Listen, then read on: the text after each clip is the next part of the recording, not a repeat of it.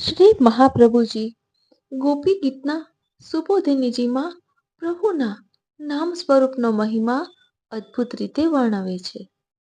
પ્રભુમાં 6 ધર્મો બિરાજમાન છે: ઐશ્વર્ય, વીર્ય, યશ, શ્રી, જ્ઞાન અને વૈરાગ્ય.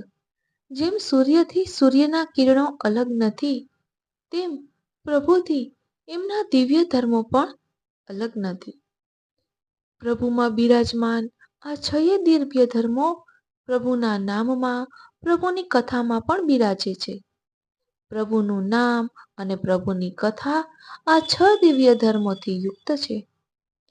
ગોપીજનોને પ્રભુના સ્વરૂપમાં જેમ આ દિવ્ય 6 ધર્મોનો અનુભવ થયો છે, તેમ પ્રભુના પરોક્ષમાં એમની કથામાં પણ આ દિવ્ય ધર્મનો અનુભવ થયો છે.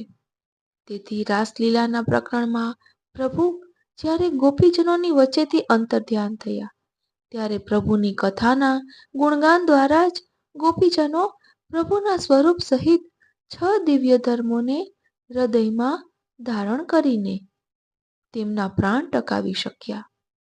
તેથી તો એ ગોપિકાઓએ પ્રભુની કથાના ગુણગાન ગાતા કહ્યું, તબ કથામૃતમ તપ્ત જીવનમ કવિભિરીડિતમ કલ્મષાપહમ શ્રવણ મંગલમ શ્રીમદાતતમ ભુવિ ગૃણન્તિ તે ભૂરિદા જના.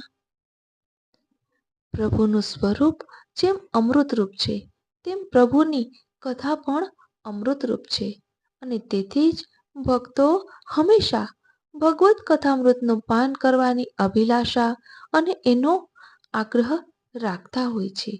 આમ ભગવદ્ ગુણગાન ફલરૂપ છે. આવા ફલરૂપ સત્સંગનો આનંદ લેવા માટે મન આતુરી સાથે જોડાયેલા રહેશો. જય શ્રી કૃષ્ણ.